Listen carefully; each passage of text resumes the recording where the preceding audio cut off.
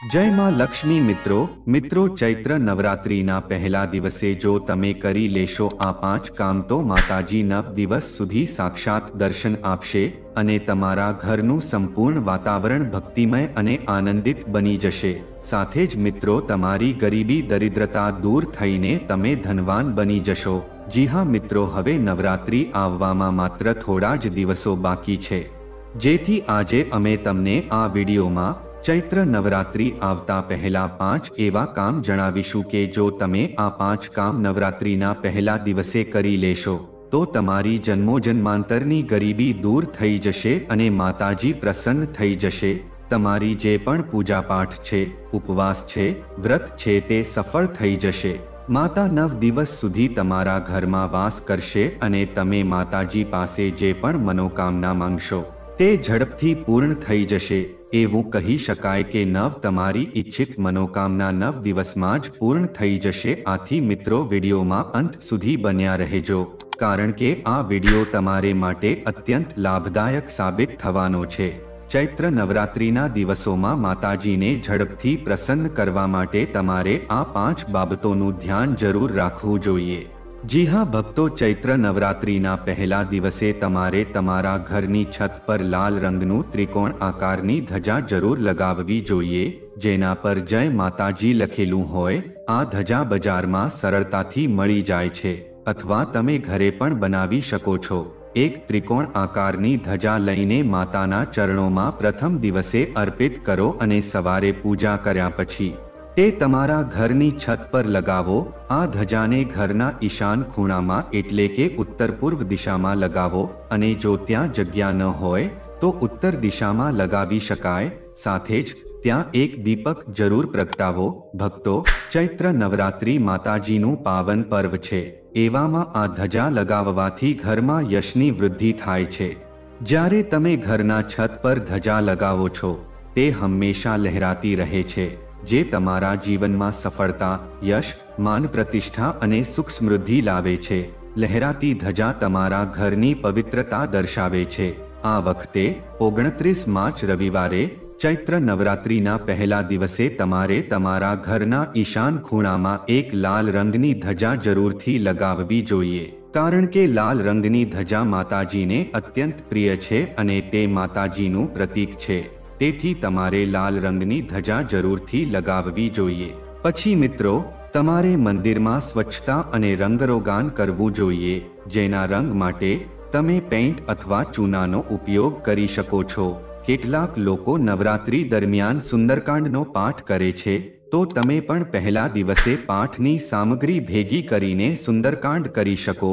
સાથે જ મિત્રો, હવે આગળનું જે કામ છે તે તમારે નવરાત્રિના પહેલા દિવસે કરવું જ જોઈએ, તે છે ઘરના મુખ્ય દરવાજા પર તોરણ લગાવવું। મિત્રો, આ તોરણ તમે આંબાના પાનનું અથવા આસોપાલવના પાનનું બનાવી શકો છો, જેમાં તમે સૌપ્રથમ આ પાનને લઈને સ્વચ્છ કરો અને પછી પાંદડા પર શ્રી લખો અને તમારા મુખ્ય દરવાજાના કદ મુજબ લાલ અથવા પીળા ધાગા દ્વારા પાંદડાને એક દોરા સાથે બાંધીને તમારા ઘરના મુખ્ય દરવાજા પર લગાવી દો। જી હા મિત્રો, પાન પર શ્રી કુંકુથી લખી દો અથવા હળદરથી લખી દો અને તેને લગાવી દો। જ્યારે પણ તમે તોરણ લાગેલું જુઓ ત્યારે તમને પ્રથમ વિચાર એ જ આવે છે કે આ ઘરમાં કોઈ શુભ અથવા માંગલિક કાર્ય થયું છે। ઘરના મુખ્ય દ્વાર પર લાગેલું તોરણ સુખ સમૃદ્ધિની સૂચના આપે છે, માંગલિક કાર્યની જાણકારી આપે છે અને એ દર્શાવે છે કે તમારા ઘરમાં દેવી વિરાજમાન છે। કોઈ પણ પ્રકારના ધાર્મિક કાર્યોમાં, પૂજાપાઠમાં, નવું ઘર બનાવવા કે મુખ્ય હવનમાં આંબાના પાનનું વિશેષ મહત્વ હોય છે। આંબાના પાન વિના પૂજા અધૂરી માનવામાં આવે છે। કળશ સ્થાપનામાં પણ આંબાના પાનને ખૂબ મહત્વ આપવામાં આવે છે। એટલે ભક્તો, નવરાત્રિના પ્રથમ દિવસે ઘરના મુખ્ય દ્વાર પર તોરણ જરૂર લગાવવું જોઈએ, જેથી તમને શુભ ફળ પ્રાપ્ત થઈ શકે। ત્રીજું કાર્ય છે જે આપણને નવરાત્રિમાં જરૂર કરવું જોઈએ, તે છે અખંડ દીવો। જી હા મિત્રો, જો ઘરમાં નવરાત્રિ દરમિયાન અખંડ દીપક પ્રગટાવેલો રાખીએ તો તે માતાજી હોવાની સાક્ષી પૂરે છે અને મનની કોઈ પણ ઈચ્છા હોય તે પૂરી થવામાં સહાય થાય છે। જો તમે માતાજીનો શ્રદ્ધાથી અખંડ દીવો કરો છો તો તમારી મનોકામનાઓ ઝડપથી પૂર્ણ થાય છે. દીવો છે પવિત્રતા અને શાંતિનું પ્રતીક છે, જે ઘરમાં નકારાત્મક ઉર્જાને પ્રવેશવા દેતું નથી અને ઘરની શુદ્ધતા જાળવી રાખે છે. આ જ કારણ છે કે ચૈત્ર નવરાત્રિમાં પ્રથમ દિવસથી લઈને 9મી તિથિ સુધી અખંડ દીવો કરવો શુભ માનવામાં આવે છે, જેથી ઘરમાં શુભતાનો વાસ રહે અને સકારાત્મક ઉર્જાનો પ્રવાહ વહેતો રહે. જ્યાં સકારાત્મક ઉર્જા હોય છે, ત્યાં સુખ, સમૃદ્ધિ અને ધન વૈભવની પ્રાપ્તિ થાય છે. ભક્તો, જ્યાં સકારાત્મક ઉર્જા હોય છે ત્યાં માતા ભગવતી પણ વાસ કરે છે. એટલે જ આપણે ઘરના મુખ્ય દ્વાર પર તોરણ લગાવીએ છીએ, જેથી ઘરમાં નકારાત્મક ઉર્જાનો પ્રવેશ ન થાય. તે જ રીતે જ્યારે આપણે દીપક પ્રગટાવીએ છીએ ત્યારે આપણા વિચારોમાં પણ શાંતિ અને પવિત્રતા રહે છે. એ માટે અખંડ દીવો પ્રગટાવવો જોઈએ. જો તમે કોઈ કારણસર અખંડ દીપક પ્રજ્વલિત ના કરી શકો તો પણ સવારે અને સાંજે માતાજીની આરાધના કરતી વખતે શુદ્ધ ઘીનો દીવો જરૂરથી કરજો. સાથે જ સવારે અને સાંજે તમારા ઘરમાં લોબાન અને કપૂરનો ધૂપ પણ કરજો, જેથી ઘરમાં નકારાત્મક ઉર્જા ન રહે અને સકારાત્મક ઉર્જા સતત પ્રવાહિત રહે. ચોથું કાર્ય છે જે નવરાત્રિમાં કરવું જરૂરી છે, તે છે કળશ સ્થાપના. દીવો કરતી વખતે એક ખાસ વાતનું ધ્યાન રાખવું જોઈએ. જો તમે ઘીનો દીવો પ્રગટાવો છો તો તેને માતા દુર્ગાની મૂર્તિના જમણી બાજુ એટલે કે દક્ષિણ બાજુ રાખવો જોઈએ, અને જો તમે તેલનો દીવો કરો છો તો તેને માતા દુર્ગાની ડાબી બાજુ કે ઉત્તર બાજુ રાખવો જોઈએ. જ્યારે તમે ઘી અથવા તેલનો દીવો કરો ત્યારે તેને યોગ્ય સ્થાન પર જ રાખવો જોઈએ. આગળનું મહત્વપૂર્ણ કાર્ય છે ઘટ સ્થાપના એટલે કે કળશ સ્થાપન કરવી. જ્યારે આપણે ચૈત્ર નવરાત્રિમાં કળશ સ્થાપન કરીએ ત્યારે તેમાં તમામ દેવતાઓનું આહ્વાન કરાય છે. માતા ભગવતીની સાથે દરરોજ સમસ્ત દેવતાઓનું પૂજન અને આરાધના કરવામાં આવે છે. 9 દિવસ સુધી સતત ઘરમાં દેવતાઓને આહ્વાન કરીને સંપૂર્ણ વિધિ વિધાન સાથે પૂજન કરવામાં આવે છે, જેનાથી ઘરમાં સુખ, શાંતિ અને સમૃદ્ધિની વૃદ્ધિ થાય છે. કારણ કે જ્યારે આપણે માતાજીનું પૂજન કરીએ છીએ તે પહેલા આપણે કળશનું પૂજન કરીએ છીએ. સાથે જ વિધિ વિધાનથી ધૂપ, દીપ, નૈવેદ્ય બધું જ માતાજીને અર્પિત કરીએ છીએ. એટલે બધા દેવી દેવતાઓની વિશેષ પૂજા આપણે 9 દિવસ સુધી કરીએ છીએ, જેનાથી આપણા જીવનની સમસ્ત પ્રકારની સમસ્યાઓ દૂર થાય છે અને તમારી કોઈ વિશેષ મનોકામના હોય તો તે પણ જરૂરથી પૂર્ણ થાય. એટલે કળશ સ્થાપના કરવી જરૂરી છે. શક્ય હોય તો નવરાત્રિના પહેલા દિવસે કળશ સ્થાપના કરવી જોઈએ. સાથે જ જે મહત્વપૂર્ણ કાર્ય છે તે છે જવારા વાવવા, જેને સપ્તધાન્ય પણ કહેવામાં આવે છે. આ થોડી માટીમાં વાવવામાં આવે છે, જે ખૂબ જ ઝડપથી ઉગે છે, અને જ્યારે ઘર અનાજથી સમૃદ્ધ હોય ત્યારે જ તે જલ્દી અંકુરિત થાય છે, જે એ વાતની સૂચના આપે છે કે ઘરમાં સુખ સમૃદ્ધિ આવનાર છે. માતા ભગવતી વિરાજમાન થઈ ચૂકી છે અને ઘરમાં સુખ સમૃદ્ધિ, ધન, વૈભવ તેમજ દરેક પ્રકારની સુવિધાઓની પ્રાપ્તિ થશે. એટલે જો તમે સપ્તધાન્ય વાવો તો તે ખૂબ જ શુભ માનવામાં આવે છે. ભક્તો, નવરાત્રિમાં આ જરૂર કરવું જોઈએ. અને આગામી જે શુભ કાર્ય છે જે નવરાત્રિના પ્રથમ દિવસે કરવું જરૂરી છે એ છે વ્રત ધારણ કરવું. આમ તો ઘણા લોકો સમગ્ર 9 દિવસ સુધી વ્રત રાખે છે. ઘણા ભક્તો માત્ર પાણી અથવા ફળાહાર લઈને વ્રત કરે છે. પરંતુ જો તમે આખી નવરાત્રિ વ્રત કરી શકતા નથી તો પ્રથમ દિવસે જરૂરથી વ્રત રાખવું જોઈએ. ચૈત્ર નવરાત્રિના પહેલા દિવસ અને છેલ્લા દિવસ એટલે કે 9મી અથવા અષ્ટમી તિથિએ વ્રત ધારણ કરવું ખૂબ જ શુભ માનવામાં આવે છે. એટલે પ્રથમ દિવસ ખૂબ જ મહત્વપૂર્ણ છે, કારણ કે તે દિવસે આપણે માતા દુર્ગાની આરાધના કરીને સંપૂર્ણ વિધિ વિધાનથી તેમનો આભાર વ્યક્ત કરીને પૂજન કરીએ છીએ.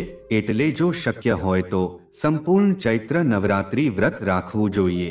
જ્યારે આપણે સમગ્ર 9 દિવસ સુધી વ્રત કરીને માતાજીની પૂજા, આરાધના અને ભક્તિ કરીએ છીએ તો માતા ખૂબ જ પ્રસન્ન થાય છે. પરંતુ વ્રત પણ ત્યાગ અને શક્તિ પ્રમાણે જ કરવું જોઈએ. જો તમે સંપૂર્ણ રીતે તંદુરસ્ત હો તો જ વ્રત રાખવું. જો સ્વાસ્થ્ય ખરાબ હોય અને તમે વ્રત રાખી ન શકો તો ફક્ત શુદ્ધ, સાત્વિક ભોજન લઈને એટલે કે લસણ અને કાંદા વિના ભોજન કરીને સવારે અને સાંજે માતાજીની આરાધના કરવી જોઈએ। સાચા હૃદયથી અને ભક્તિભાવથી જ્યારે આપણે માતાજીની આરાધના કરીએ ત્યારે તેઓ ખૂબ જ પ્રસન્ન થાય છે। જો તમારી તંદુરસ્તી વ્રત રાખવા માટે અનુકૂળ નથી તો વ્રત રાખવું જરૂરી નથી, પરંતુ જો શક્ય હોય તો પ્રથમ દિવસે ફળાહાર લઈને વ્રત જરૂરથી રાખવું જોઈએ।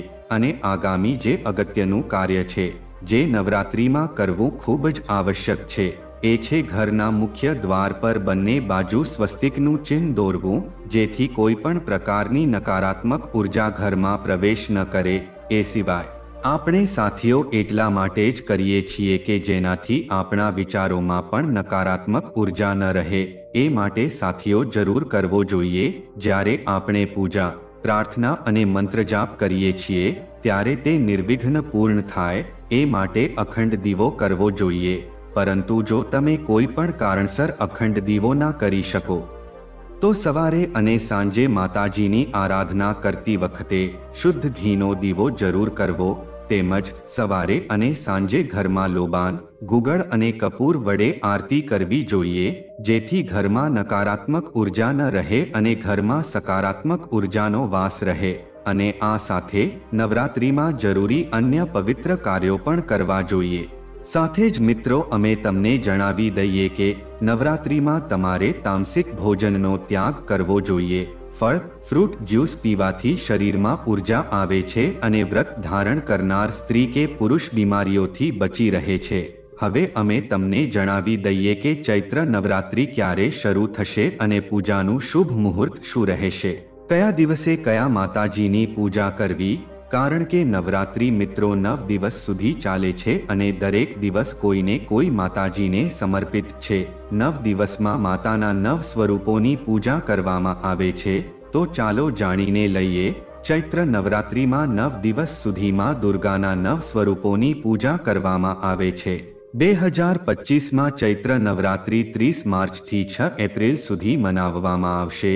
જો કે 29 માર્ચે પ્રતિપદા તિથિ રાત્રે શરૂ થશે, એટલે કેટલાક ભક્તો 29 માર્ચની રાત્રે પણ કળશ સ્થાપના કરી શકે છે, પરંતુ મુખ્ય રીતે 30 માર્ચથી પૂજા શરૂ થશે। ચૈત્ર નવરાત્રિ 2025નો આરંભ 30 માર્ચે થશે અને સમાપન 6 એપ્રિલે થશે। આ વર્ષે નવરાત્રિ 8 દિવસની રહેશે, કારણ કે પંચમી તિથિ ક્ષય થઈ રહી છે। કળશ સ્થાપના અથવા ઘટ સ્થાપનાનું શુભ મુહૂર્ત 30 માર્ચ 2025ના રોજ સવારે 6:01 થી 10:02 સુધી છે। ઉપરાંત અભિજીત મુહૂર્ત બપોરે 12:01 થી 12:50 સુધી રહેશે। માં દુર્ગાના 9 સ્વરૂપોની પૂજાનો ક્રમ આ વખતે પંચમી તિથિ ક્ષય થઈ રહ્યો છે, તેથી નવરાત્રિ ફક્ત 8 દિવસની રહેશે।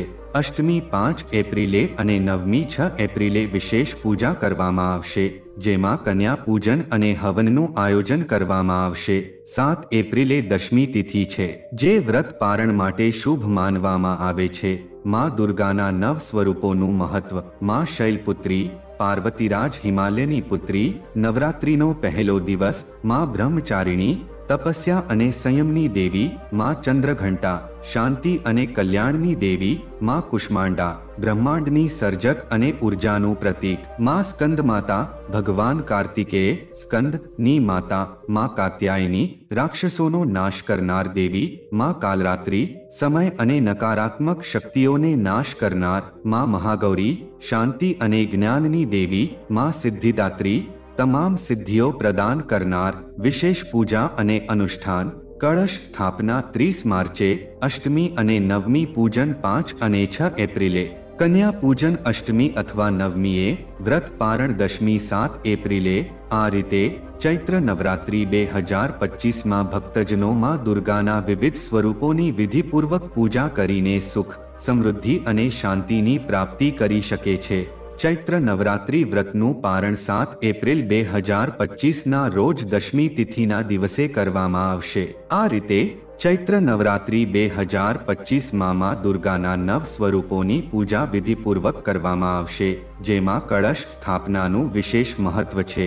તમામ ભક્તજનો આ શુભ મુહૂર્તોનું પાલન કરતા માતા દુર્ગાની આરાધના કરે અને તેમનો આશીર્વાદ પ્રાપ્ત કરે। ભક્તો, તમને અમારી આપવામાં આવેલી જાણકારી કેવી લાગી?